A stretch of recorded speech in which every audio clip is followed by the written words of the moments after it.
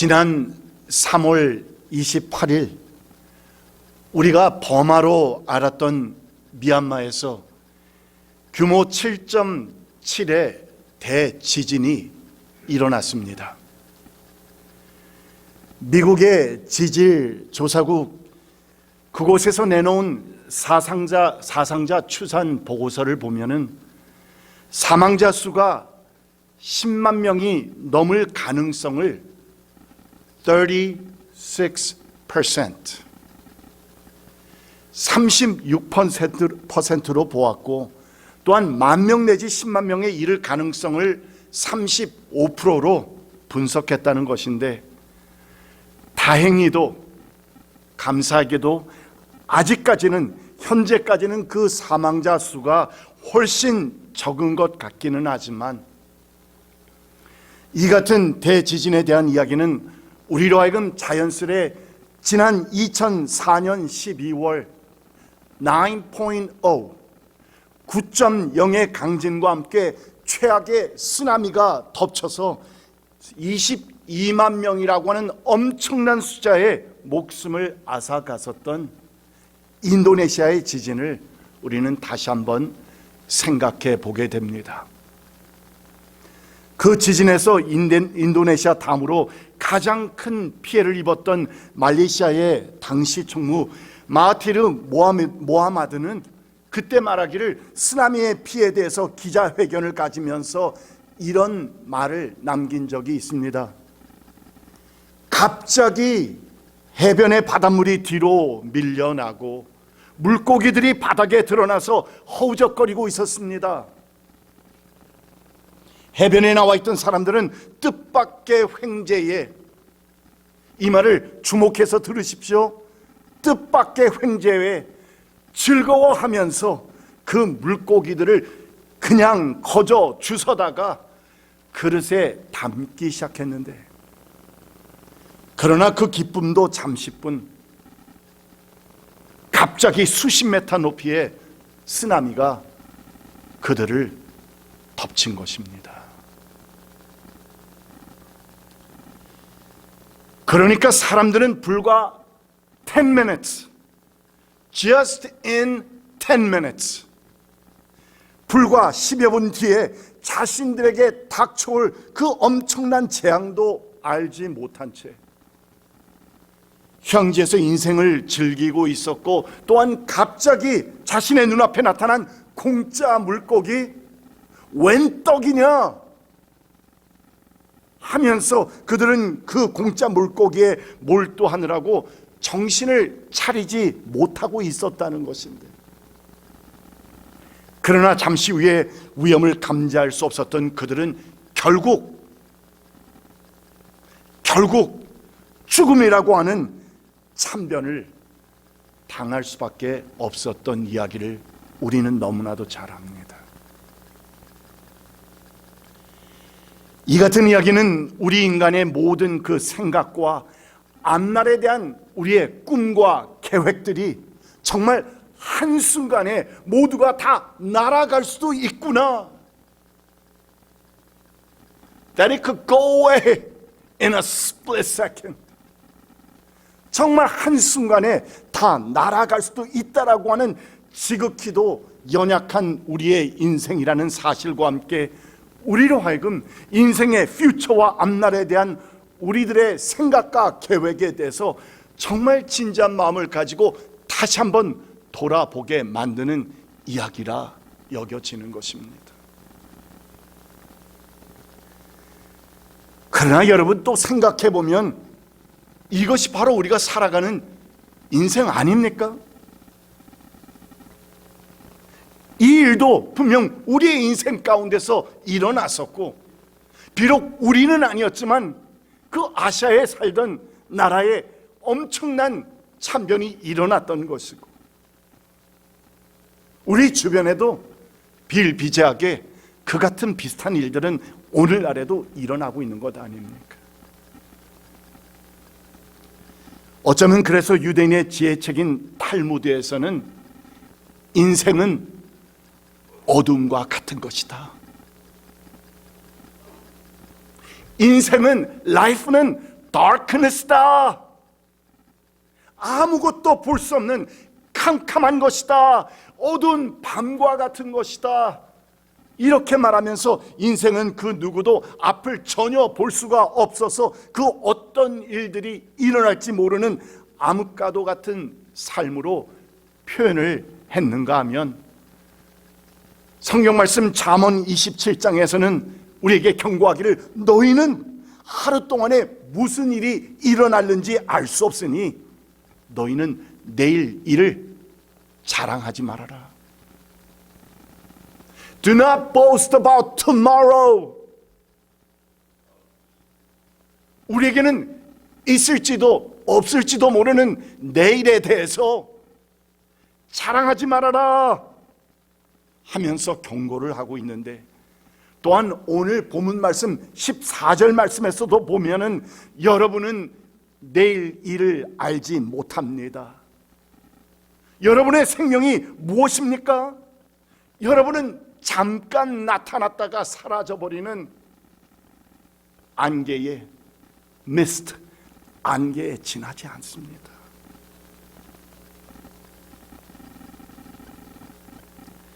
이렇게 말하면서 부질없는 우리 인생에 대한 그 애착심에 대해서 경고의 말씀을 주고 있습니다. 바로 이 같은 생각과 깨달음의 배경 가운데서 예수님의 친동생이었고 또한 로마 네로 황제의 심한 그 박해 때에 가장 먼저 순교를 당했던 사도 야고보, 이 사도 야고보는 오늘 본문 말씀을 통해서 안개와도 같이 잠시 보이다가 사라지고 말 이 인생에서 어떻게 하면 우리가 하나님을 알지 못하는 저 밖의 세상의 사람들과는 달리 참된 소망에 찬 크리스찬으로서의 참 정체성을 가지고 살아갈 수 있을까?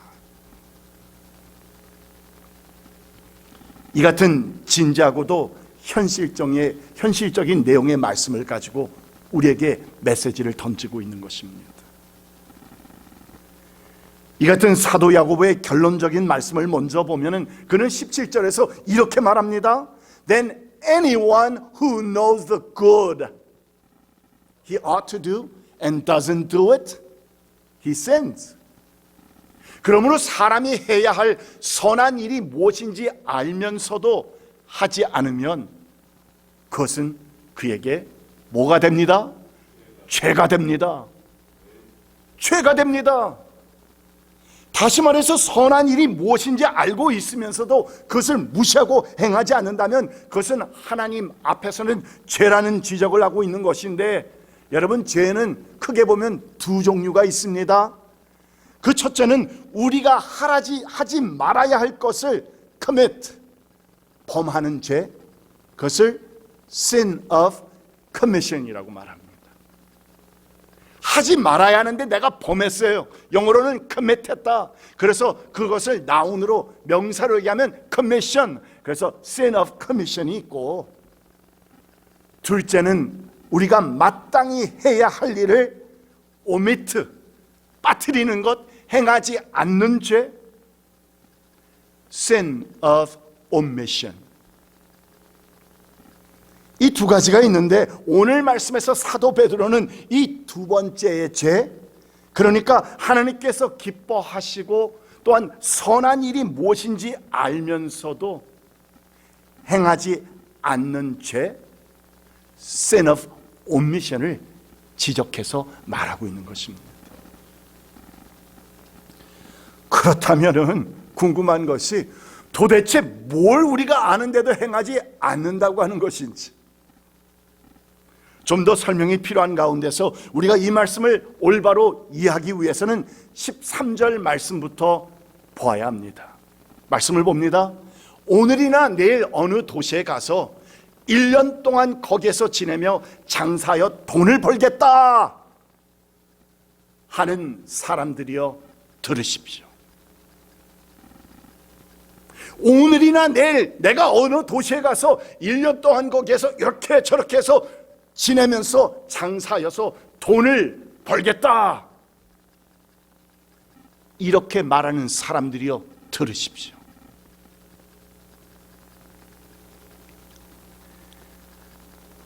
모든 길은 어디로 통한다? 로마로 통한다는 말이 생겨났을 정도로 로마 제국이 팽창했던 그 1세기경에 유럽을 비롯해서 북아프리카의 등지에 많은 신흥 도시들이 생겨나서 그런 가운데 그 도시들을, 많은 신흥 도시들을 오가면서 무역을 통해서 엄청난 돈을 벌어들이고 있었던 적지 않은 상인들이 생겨났는데, 그 중에는 당연히 그때나 오늘날이나 장사와 돈 버는 일에는 누구보다도 뒤처질 수 없는 그 술수가 뛰어났던 누가 있었다? 어느 나라 사람들이 있었다? 유대인들이 많았다는 것인데, 또한 그래서 오늘 본문의 저자인 야고보는 이 유대인 상인들을 비유로 들어서 경고의 말씀을 주고 있는 것입니다. 자, 그렇다면 도대체 그들의 무엇이 어떻게 잘못되었다는 것일까? 13절 저 말씀에서 도대체 무슨 잘못을 찾을 수 있다는 것인지, 그러면 그들이 이 세상에서 돈을 벌겠다고 했던 것이 하나님께는 죄가 되는 것일까? 이렇게 먼저 생각을 해보게 되는데, 그러나 여러분, 우리 크리스천이 돈을 잘 버는 것이 잘못된 것입니까? 확실한 대답이 없습니까? 돈 많이 벌면 안 됩니까? 크리스천들? 많이 벌어도 됩니까? 크게 얘기하신 저분, 많이 버십시오. 많이 버십시오. 속으로 말씀하신 분, 많이 버십시오. 많이 벌어야죠. 그래서 하나님께서 허락하시는 대로 많이 벌어서 그 물질로 하나님의 나라와 하나님의 영광을 위해서, 또한 하나님께서 기뻐하시는 일에 그 돈을 사용한다면 이 어찌 기쁜 일이 아닐 수 있겠냐 말입니다. 그렇다면 그것은 잘못이 아닙니다. 돈을 벌겠다는 것. 자, 그렇다면은 그들이 오직 하나님만 바라봤어야지, 아니 믿는 사람들이 말이야 무슨 지가 자신의 계획을 세워? 그게 잘못된 것일까? 그러나 여러분, 그 또한 잘못된 것이 아님을 우리가 너무나도 잘 아는 것은, 사람이 어떤 사업을 하든지 어떻게 아무런 계획도 세우지 않고 할 수 있겠느냐 말입니다. 더군다나 먼 타지까지 가서, 타국까지 가서 비즈니스를 감당해야 하는 일이라면 아무런 계획이나 준비도 없이 그 일을 어떻게 감당할 수 있겠습니까? 우리가 믿고 섬기는 하나님은 그렇게 억지 쓰시는 하나님이 아니심을 여러분 아시기 바랍니다. 자, 그렇다면 이것도 저것도 문제가 아니라면 도대체 지금 13절에서 말하고 있는 그 상인들의 무엇이 그렇게도 잘못되었기에 사도 야고보는 그들에게 경고를 주는 듯이 여러분 들으십시오 하면서 끝부분에 강조까지 하면서 말하고 하고 있는 것일까? 그런데 이 같은 우리의 궁금증이 여기서 그치지 않고 14절과 15절 말씀을 읽어 내려가면서 조금씩 풀려가기 시작하는데, 그 내용을 제가 한번 풀어서 전달해 봅니다. 여러분은 내일 여러분에게 무슨 일이 일어날지 아십니까? 모르지 않습니까? 여러분의 생명이 무엇입니까? 잠깐 나타났다가 사라져버리는 안개와도 같은 존재들 아닙니까? 그렇다면 여러분이 나는 내 인생을 이렇게 저렇게 계획하며 살겠다, 그리고 또 이 나이에는 이런 저런 일을 할 것이며 저 정도쯤에 되면 내가 리타이어해서 이렇게 저렇게 살 것이다 하면서 미래에 대한 내 인생의 계획을 세울 때에, 짤 때에 적어도 15절 말씀에서 말하고 있는 것처럼 도리어 여러분은 이렇게 말해야 했어야 되는 것 아닙니까? 하면서 야고보는 우리에게 다시 한번 하나님을 바라보도록 만듭니다. 그러니까 적어도 최소한의 겸손의 자세를 갖추어서 만일 주님께서 나에게 허락하신다면, 하나님께서 나에게 내일을 허락하신다면,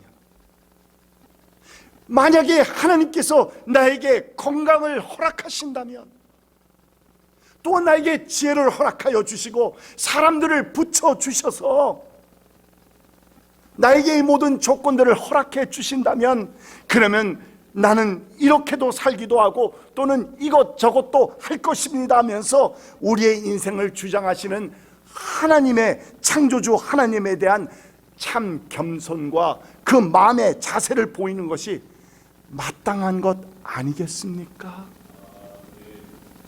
하는 것이 야고보가 우리에게 지금 오히려 반문하고 있는 것입니다. 이 말씀을 그렇게 듣고 보니 과연 13절에서 그들이 말할 때에 오늘이나 내일이나 하면서 자신들이 마음대로 그 날짜들을 정하고 있고, 또한 어느 도시에 가서 1년 동안 그곳에서 지내며 장사여서 내가 엄청난 이익을 보리라, 돈을 벌겠다 하면서 마치 그렇게 하면 자신이 계획하고 생각했던 것처럼 모든 것이 다 이루어지는 것처럼 장담하면서 말하고 있는 가운데서 한 번도 그 가운데서 하나님의 존재가 보이지 않는다는 것입니다. 그것을 야고보는 지적하고 있습니다. 포인트아웃하고 있습니다. 그들의 그 오만함, 허탄한 계획을 자랑스럽게 떵떵거리면서 말하고 있는 그 모습을 보면서 야고보는 그것은 헛된 자만심이다, 헛된 자만심을 넘어서 그것은 하나님 앞에서는 죄가 된다. 결국 이 말씀들의 설명을 듣고 이해하고 보니까 사도 야고보가 그들을 꾸짖고 경고하고 있었던 그 이유를 조금 더 이해할 수 있습니다. 그러니까 13절에 나타났던 상인들의 문제는 결국 그들이 무슨 돈을 벌겠다든지 아니면 앞날에 대한 계획을 세웠다든지 이런 것이 아니라 오히려 자신의 앞날을 한치도 예측할 수 없는 연약한 존재임을 알면서도 스스로 오만스럽게 내가 이런 일들 저런 일들을 하겠다고 계획을 하면서도 자신들의 미래와 또한 모든 생사화복을 주장하시는, 붙잡고 계시는 그분이 이렇게 하면 우리는 이쪽으로 갈 수밖에 없고 저렇게 하시면 저쪽으로 넘어질 수밖에 없는 그러하신 하나님이 계시는데, 그런데 그 주권자 되신 하나님의 뜻과 계획에 대한 생각은 전혀 고려하지 않았다는 것이 문제였다고. 그래서 꾸짖고 있는 것이구나 하는 새로운 깨달음을 갖게 되는 것입니다. 여러분, 바로 이것이 성경에서 말하고 있는 참된 믿음, 참된 신앙생활 아니겠습니까? 내 삶의 요소 가운데서 하나님이 존재하지 않고 하나님의 생각, 하나님의 계획, 하나님의 뜻이 전혀 없이 그냥 세상 사람들이 다 그렇게 걸어가는 것처럼 걸어가고 세상 사람들이 다 결정하는 대로 결정하며, 아 그렇지 요즘에는 이거를 사야지, 요즘에는 이렇게 가야지 하면서 하나님과는 전혀 상관없는 삶을 산다면, 그래서 믿음은 믿음이고 세상 일은 세상 일이라고 하면서 우리의 삶을 이원론화시켜서 하나님과의 관계는, 내 신앙은 거룩한 주일에만 꽉 붙들어 두고 월요일부터 토요일까지 내 삶은 그냥 세상 사람들과 전혀 다른 것 없이 내 마음대로, 내 뜻대로, 내 생각대로, 내 결정대로 살아간다면, 사도 야고보가 17절에서 결론지어 말하는 것처럼 사람이 해야 할 선한 일이 무엇인지 알면서도 행하지 않는 그 엄청난 죄를 하나님 앞에서 범하고 있다는 것입니다.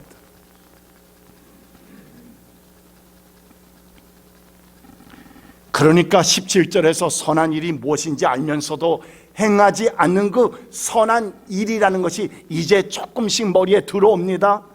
지금 오늘 말씀에서 말하는 선한 일이라는 것은 우리가 생각할 때 부모에게 효도하는 것, 또는 불우한 이웃을 돕는 것, 또는 내가 용서하기 어려운 사람을 용서해 주는 것, 이런 선행을 말하는 것이 아니라 그런 것과는 전혀 다른 선을 말하고 있다는 것인데, 오늘 야고보가 말씀에서 언급하고 있는 이 선한 일이라는 것은 결국 피조물인 우리 인간이 창조주이신 하나님 앞에서 마땅히 갖춰야 할 그 마음과 자세 말입니다. 무엇입니까? God, I am nothing. 나는 아무것도 아닙니다. 하나님 앞에서 저라는 존재는 정말 너무나도 미미하고 미미해서 보이지도 않을 정도입니다. 그러나 하나님은 너무나도 놀라우신 분이십니다. 이것을 인정하는 것, 이 같은 사실을 인정하면서 내 삶 가운데서 그 인정하는 것을 살아가는 것, 그것이 바로 선한 일이다 라고 성경은 말하고 있는 것입니다. 그렇다면 반대로 하나님 앞에서 가장 큰 죄가 되는 것은 바로 내 인생과 내 미래가 내 손에 달려 있지 않다는 너무나도 확실한 사실을 알고 있습니다. 또한 깨달았습니다. 그리고 저기에는 창조주 하나님이 계십니다. 우리의 생사 화복을 주장하시는 하나님이 계십니다. 그것을 나는 알고 있습니다. 알고 있는데도 불구하고 내 삶을 하나님과 의논하지 않고 하나님께 맡기지 않고 내 마음대로 살아간다면, 그렇다면 사도 야고보가 말하고 있는 우리는 선한 일이 무엇인지 알고 있으면서도 행하지 않는 그것은 하나님 앞에서 죄가 된다는 것입니다. 이것이 오늘 말씀에서 사도 야고보가 지적하고 있는 부분입니다. 오늘 말씀은 우리 모두에게 매우 중요한 교훈을 줍니다. 당연히 오늘 말씀은 사업을 하는 분들에게만 국한된 그런 이야기가 아닙니다. 하나님께서 허락해 주신 물질을 우리가 어떻게 사용하겠다는 그 계획이나 우리의 자녀들을 어떻게 잘 키우겠다는 계획, 또는 하루하루를 살아가면서 결정해야 하는 수많은 옵션들을 놓고서 우리에게 가장 좋은 것을 허락하시기를 기뻐하시는 하나님께 모든 것을 의논하며 하나님의 뜻을 살피며 살겠습니다 하는 것이 바로 선한 일이요 우리의 참된 신앙이라는 말씀인 것입니다. 1923년 어느 날 시카고에 있는 아주 고급스러운 에드워드 비치 호텔이라는 곳에서 오늘 말씀 13절처럼 어느 도시에서 우리가 1년 동안 장사해서 큰 이덕을 한번 보자 하면서 함께 모였던 엄청난 부자들 7명의 비즈니스맨들이 있었습니다.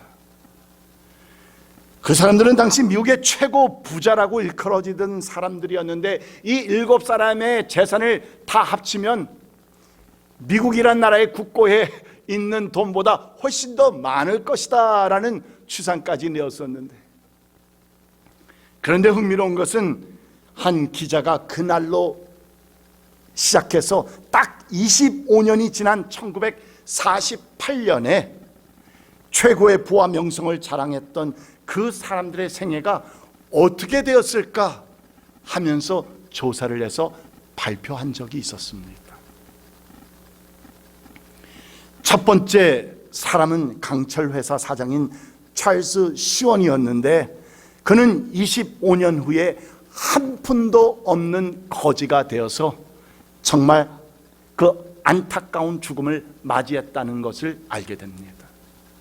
둘째는 밀농사로 거부가 되었던 아더 카튼이었는데, 이 사람 역시 사업이 파산되어서 모든 것을 잃어버리고 쓸쓸하고 고독한 가운데서 아무도 그의 임종을 지켜보지 못한 채 쓸쓸히 죽어갔다는 기사를 보게 됩니다. 세 번째 사람은 뉴욕은행의 총재였던 리차드 위튼이었는데, 그는 자신을 둘러싼 여러 상황이 잘못되어서 결국 감옥에서 여생을 보내게 되었다고 합니다. 네 번째 사람은 미국의 재무장관까지 지낸 엘버트 홀이었는데, 그는 이 조사를 할 당시에 감옥에서 가출소해서 풀려나와서 집에서 죽음을 기다리고 있다는 소식을 알게 됩니다. 다섯 번째는 웰스리부트의 회장 제이씨 리버모어였고, 여섯 번째 사람은 국제은행의 총재였던 그 리온 프레이저였는데, 둘 다 알고 보니 자살로서 그들의 생을 마쳤다는 것을 이 기자는 알게 됩니다. 그리고 마지막 일곱 번째였던 부동산업계의 거부 이반 크루컬은 그 기자가 기사를 작성하던 당시에 자살 미수로 병원에 입원되어서 생명이 오락가락하는 상황이었다는 것입니다.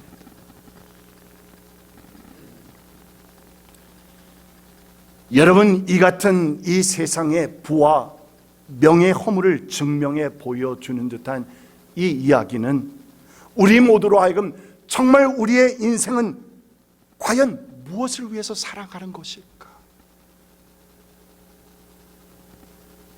우리가 지난 세월들을 돌아보면서 우리의 자녀들, 우리의 후손들은 아마도 이 질문들을 더 깊이 생각해 보아야 할 것입니다. 적어도 여기 계신 분들은 오랜 세월을 살아오면서, 또한 이제는 리타이어 하면서 삶을 돌아보니 부질없던 행동들을 했던 나의 모습들도 많이 보이지 않습니까? 내가 뭐가 그게 그렇게 중요했다고 그것을 위해서 내가 그 아까운 시간들을 이곳에서 사용하지 못하고 나의 자녀들을 위해서, 또한 주의 몸된 교회를 위해서 봉사하는 일에 있어서 하면서 정말 안타까워하는 그 마음들이 우리에게는 있지 않습니까? 여기 계신 분들에 비하면 저도 상당히 늦게 이민을 오기는 했지만, 그래도 1976년 1월에 이민을 왔으니까 웬만한 사람들에게는 꽤나 있었다고, 거의 50년입니다. 이민 초기에는 정말 어려웠습니다. 모두들 다 투잡, 뜨리잡 하면서 이곳저곳에서 돈을 버느라고 혈안이 되어 있었습니다. 저희 부모님도 처음에는 교회가 필요해서, 도움이 필요해서 교회를 나가셔서 한국에서는 성당을 다니시다가 미국에서는 교회를 다니기 시작했는데, 1, 2년 다니시고 어느 정도 자리를 잡아가니까 돈 버는 그 재미에 너무나도 솔솔해서 교회를 떠나서 오랫동안 교회를 다니지 않다가 나중에 아버님께서 트리플 바이패스 하시고 은퇴를 빨리 하게 되셔서 두 분이, 그래서 그때부터 다시 교회 나가서 신앙생활 열심히 하셨습니다. 여러분, 잠깐 나타났다 사라져버리는 안개와도 같은 우리의 인생, 그냥 제목만으로도 우리에게 깊은 깨달음을 주게 되는데, 사도 야고보는 여러분 지금 들으십시오 우리에게 외치면서 간절한 목소리로 경고하고 있는 것은, 우리의 삶을 주님 앞에 남은 인생을 맡겨드리고 주님 앞에서 주님과 함께 동행하면서 사는 것이 바로 복된 인생이라고, 이 메시지를 마음에 새기면서 한 주간의 삶을 복되게 살아가시는 여러분 한 분 한 분 되시기를 주님의 이름으로 축복드립니다. 기도합시다. 참으로 귀하신 우리 주님 감사드립니다. 오늘 말씀을 통하여 사도 야고보가 우리에게 경고하는 인생의 메시지를 듣습니다. 주님, 잠깐 나타났다 사라져버리는 안개와도 같은 우리의 인생인데, 오 주님, 지금이라도 늦지 않았사오니 주님께서 말씀하실 때 주 성령께서 우리의 마음을 살피시고 어루만져 주시고 터치하여 주셔서 우리의 남은 생을 주님 앞에 온전히 드리면서 살 수 있도록 인도하여 주시옵소서. 예수님의 이름으로 간절히 기도드립니다. 아멘.